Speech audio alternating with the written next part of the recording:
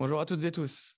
Bienvenue dans ce quatrième épisode du podcast Allo Réseau, proposé par IMT Minalbi et l'association Minalbi Alumni. Aujourd'hui, nous parlerons de la construction de son réseau professionnel avec Valentin Martin, alumni de la promotion 2020, et Laurence Gallet, enseignante-chercheur à IMT Minalbi. Bonjour Laurence, bonjour Valentin. Je vais vous laisser vous présenter en commençant par Laurence. Très bien, bonjour. Merci de nous laisser la parole. Donc, moi, je suis Laurence Gallet. Je suis arrivée à Minalbi, donc après aussi quelques années en entreprise. Je suis arrivée à Minalbi en septembre 98. Ça commence à faire quand même quelques années.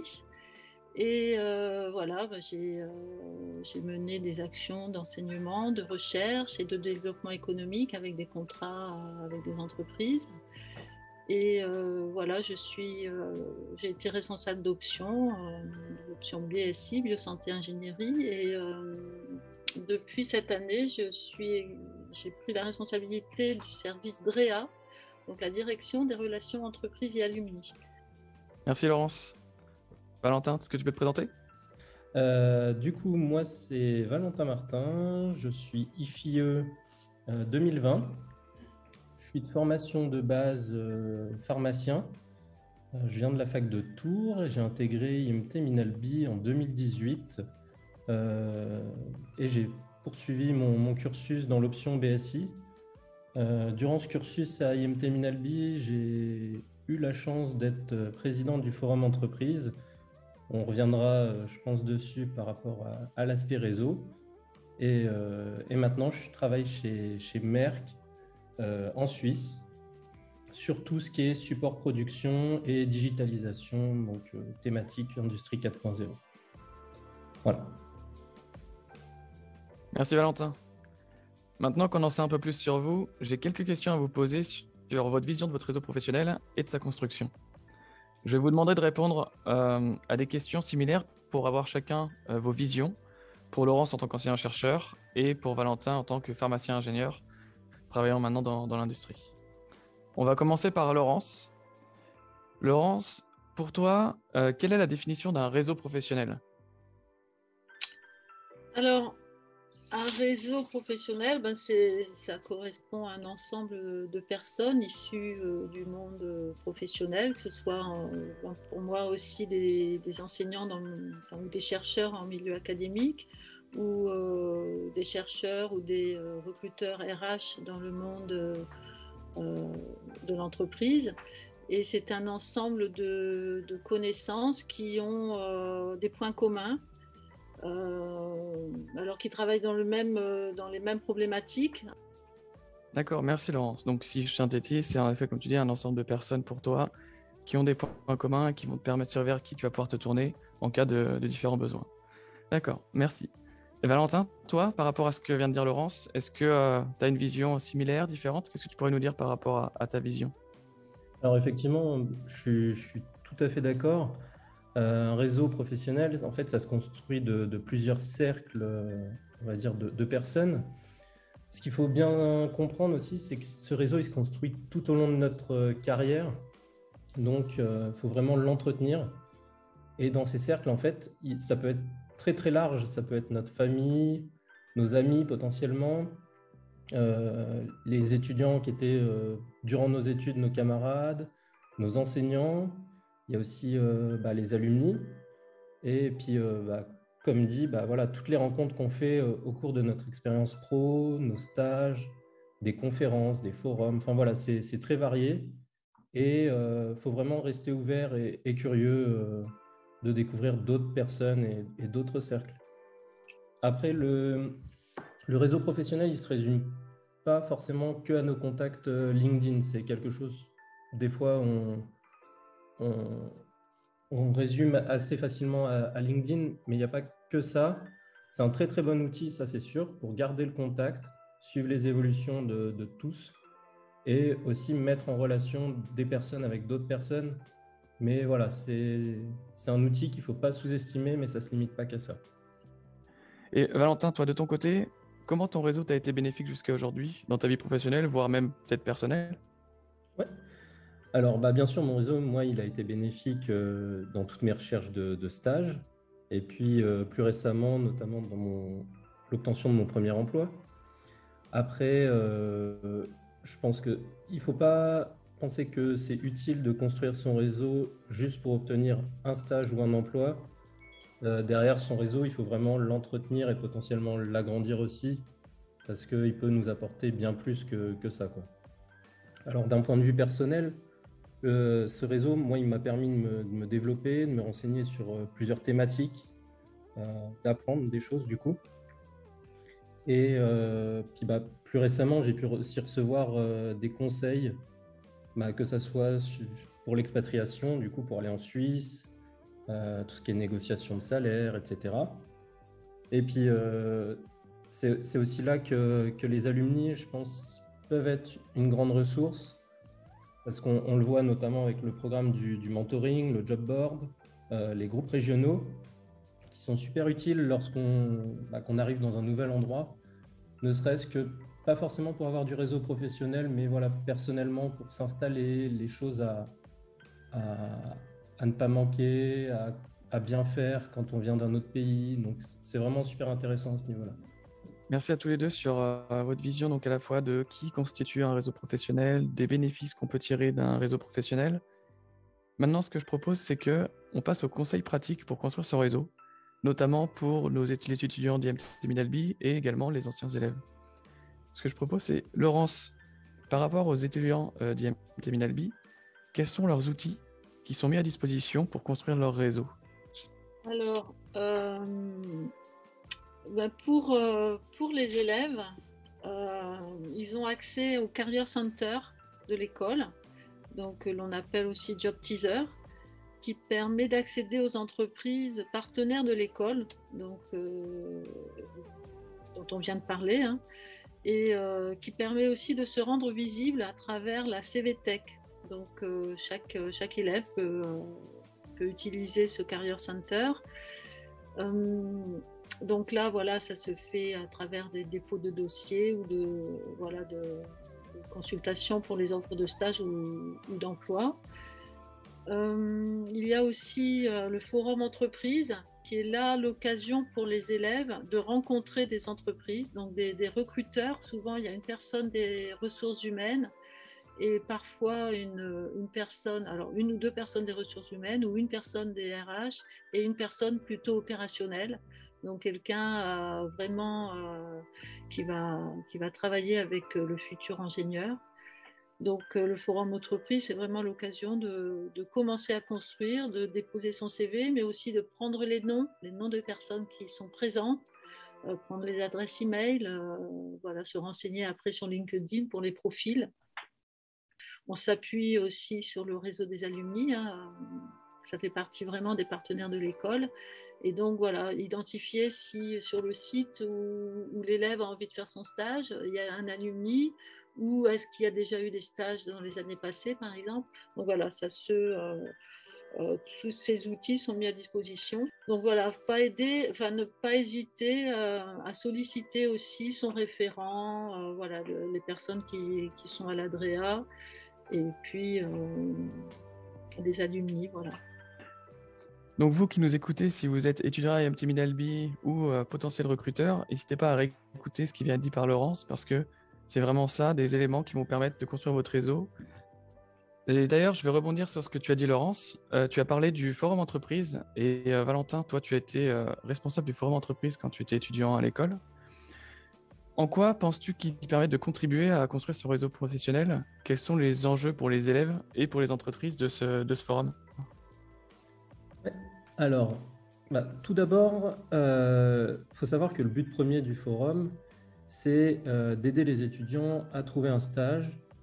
De plus en plus, on a aussi ouvert au fur et à mesure des années pour les diplômés, pour trouver un premier emploi, les accompagner, les aider, étant donné qu'il y a beaucoup d'entreprises le jour-là. Donc ça, c'est si vraiment on veut faire très simple. Mais en réalité, on va un petit peu plus loin sur cet événement parce qu'on retrouve plusieurs acteurs. On a d'abord tous les étudiants des différentes promos, les alumni qui sont présents via différents formats. Donc là, c'est l'occasion de discuter assez librement avec eux et du coup de prendre des conseils, se renseigner sur un métier ou autre. Et enfin, il y a les entreprises. Et c'est là en fait où il faut voir un petit peu plus loin pour les étudiants que juste la recherche de stage. Car très souvent, en fait, il y a une personne des ressources humaines, comme c'était dit, et très souvent, il y a un alumni aussi avec. Et en fait, pour notre école, je pense que c'est une chance parce que ça veut dire que l'entreprise est déjà convaincue par notre formation. Et du coup, c'est vraiment une occasion privilégiée de pouvoir discuter assez librement par rapport à un entretien classique qu'on aurait pu avoir avec une RH.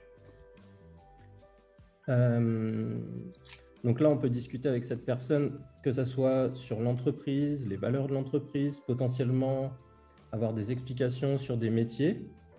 Et je pense que c'est important d'échanger sur tout ça parce que ça montre aussi notre implication dans la construction de notre carrière et de notre projet professionnel, comme c'était dit. Et ça, il faut le faire, même si l'entreprise, elle n'a pas forcément d'offres pour nous ou qui correspondent à nos attentes au moment T, parce que c'est toujours mieux après par la suite d'ajouter en fait une personne avec qui sur LinkedIn par exemple, avec qui on a déjà discuté et qui du coup se souviendra beaucoup mieux de nous lors du prochain contact, par exemple pour un premier emploi ou des renseignements. Donc, je peux préciser, après ce qui a été dit par Valentin, que le prochain forum entreprise IMT Minalbi se déroulera en présentiel le 21 octobre 2021. Donc, c'est l'occasion pour ceux qui nous écoutent de venir à ce forum, d'y participer. Les inscriptions d'entreprise sont encore possibles. Et voilà, tout alumni, bien sûr, qui souhaite venir, comme ça a été rappelé par Valentin, est vraiment le bienvenu pour rencontrer nos élèves, enfin, les futurs alumni, on va dire. Tout en sachant que pour chaque entreprise qui vient avec un alumni de l'école, en plus, ils ont une réduction lors de l'inscription. Donc, c'est vraiment gagnant-gagnant. Merci à tous les deux pour tous ces conseils pratiques sur la construction de son réseau et notamment en l'occurrence sur le forum entreprise qui aura bientôt lieu. J'aurais encore une question pour toi, Valentin, sur la construction de son réseau. On a parlé beaucoup de la construction pour les étudiants d'IMT Minalbi, mais est-ce que pour toi, le réseau continue à se développer après l'école? Et si oui, comment? Alors, bien évidemment, qui continue à se développer, et heureusement d'ailleurs. Je dirais qu'il faut être curieux en fait. Ce réseau, il se développe, je pense principalement dans notre entreprise déjà. Après, on peut aussi avoir lors de congrès sur des thématiques sur lesquelles nous travaillons ou même aussi via les alumni. On a la chance d'avoir un assez grand réseau au niveau alumni et qui plus est actif. Donc là, pareil, il faut rester curieux. Si un domaine, une certification, un sujet ou même autre chose nous intéresse, on arrivera toujours à trouver un alumni qui travaille sur ça ou qui l'a déjà fait. Et du coup, pourquoi ne pas échanger avec lui? Envoyer un message, ça ne coûte rien. Donc du coup, ça se fait assez facilement avec le réseau. Faut savoir aussi qu'il y a une sortie qui est organisée par le groupe alumni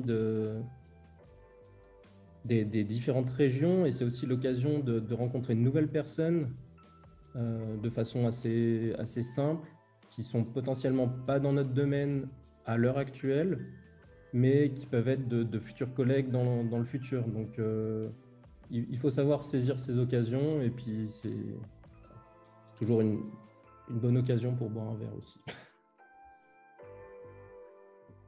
Merci pour cette réponse et pour en effet avoir appuyé sur le fait que le réseau des alumni et l'association qui est associée est notamment là pour ça, pour aider chacun à construire et à maintenir son réseau professionnel et tout simplement se retrouver de temps en temps pour passer de bons moments. Alors pour finir la partie principale de ce podcast, j'ai une dernière question pour vous deux. Est-ce que vous auriez une anecdote à nous raconter en lien avec l'école et éventuellement en lien avec la construction de votre réseau professionnel? Valentin? Allez, j'y vais. Alors, oui, moi j'ai une petite anecdote, c'est que lors de mes années en fait en fac de pharma, j'avais travaillé sur différents projets via des associations. Et en fait, j'ai eu la chance déjà par là de pouvoir commencer à construire mon réseau et qui d'ailleurs m'a beaucoup appris de façon sur le plan scientifique, l'industrie pharma, biotechnologie, etc. Et en fait, c'est une de ces personnes avec qui j'ai beaucoup travaillé sur différents projets, qui m'a soutenu dans mes démarches en fait pour intégrer IMT Minalbi. Et en fait, afin d'appuyer ma candidature, eh ben, cette personne, elle avait rédigé ma lettre de recommandation et je lui en suis encore très reconnaissante car aujourd'hui, j'ai la chance de pouvoir être alumni de cette école. Merci pour cette petite anecdote. Est-ce que toi, Laurence, tu as également une anecdote pour nous? Alors, j'ai bien réfléchi, mais je n'ai pas vraiment d'anecdote. Bon, il faut savoir quand même que moi, je ne suis pas née avec la notion de réseau, hein. Quand j'ai commencé ma carrière, ce n'était pas du tout une notion développée, c'était même l'inverse.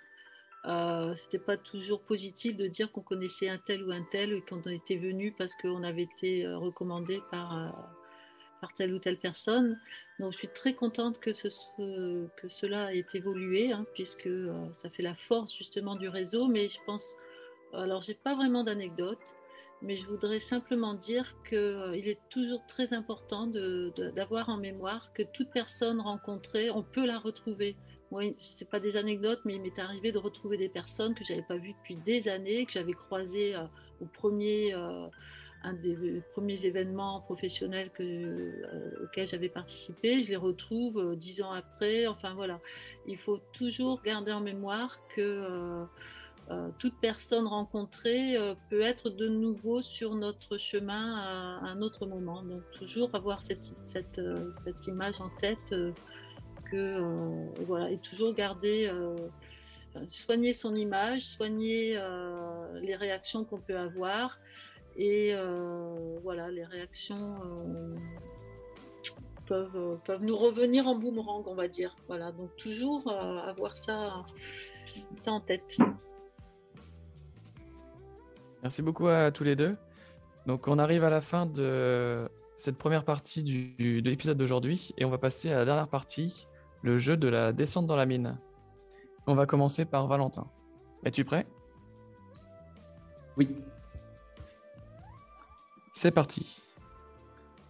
Lors du forum entreprise, il y a un stand photo professionnel et on observe qu'un certain nombre d'alumni l'utilisent comme photo de profil LinkedIn. Est-ce que selon toi, on a le droit de le garder cette photo prise le jour J pendant 5 ans, même après notre diplomation? Vous étiez dans quelle famille à l'école? Si tu ne sais pas, dis pouce souffle. Combien penses-tu avoir de relations sur LinkedIn?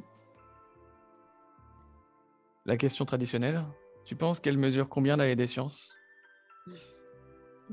Et pour finir, quand sera le prochain afterwork en Suisse? À toi de jouer. Alors, du coup, je vais dire oui, doc, 1200, 840 et avant Noël, j'espère. Et à ce que je vois, tu as bien retenu toutes les questions. Alors, sur le nombre de relations sur LinkedIn, ce que je propose, c'est que chacun aille voir sur le profil de Valentin pour voir si il est tombé juste ou pas. Donc, ce que je constate, c'est qu'en effet, on a bien le droit de garder les photos prises le jour sur le stand photo professionnel du forum autant de temps qu'on veut, évidemment. Tu étais dans la famille Doc à l'école. Tu as dit, si je ne me trompe pas, 860 pour l'année des sciences, 840 pour les sciences. Et je peux te dire que c'est 530 mètres selon Google Maps. Et en effet, ce serait sympa qu'il y ait un prochain afterwork en Suisse avant la fin de l'année. Merci de t'être prêté au jeu, Valentin. On va passer maintenant à Laurence. Es-tu prête? Oui. J'ai essayé d'être aussi concise que Valentin. Tu as le droit d'expliquer tes réponses, bien sûr. Ah bon, ouf. Allez, c'est parti. Ça donne quoi, Albi, à l'envers? De quelle couleur est le logo de l'IMT? Si tu as un doute sur le code hexadécimal, dis juste bleu. Quel est ton labo de recherche préféré à l'école? Combien de personnes êtes-vous dans l'équipe en charge des relations avec les alumni, donc de l'ADREA? C'est quand le prochain forum entreprise? À toi de jouer. Alors, je peux inverser l'ordre des réponses. Le forum entreprise, c'est le 21 octobre 2021. Il y a 5 personnes à l'ADREA, dont moi-même. Mon laboratoire préféré, mon laboratoire de cœur, c'est Rhapsody. L'autre question, j'ai oublié. Merci de t'être prêté au jeu. Donc pour Albi à l'envers, ça fait Ibla, bien évidemment. Oui, mais ça ne veut rien dire, Ibla. Si. Bien sûr que non. Donc pour le logo de l'IMT, c'est bleu. La deuxième question. Donc, ce que j'ai retenu, c'est que ton labo de recherche préféré, c'était Rhapsody, ton laboratoire de cœur, dans lequel d'ailleurs tu continues de travailler en même temps que tu as tes fonctions à l'ADREA, si je ne me trompe pas. Tout à fait. Ensuite, dans l'équipe, tu as répondu à l'équipe du nombre de personnes dans l'équipe en charge des relations alumni et la date du prochain forum entreprise, qui est le 21 octobre, le jeudi 21 octobre. Merci à tous les deux d'avoir participé à ce podcast. On arrive à la fin de ce 4e épisode. Donc merci Laurence et merci Valentin d'avoir participé et partagé votre expérience. Merci à toutes et tous de nous avoir écoutés. On espère que ce format vous plaît toujours. Bonne journée, bonne soirée ou bon week-end à toutes et tous. On se retrouve le mois prochain pour le 4e épisode de votre nouveau podcast Allo Réseau.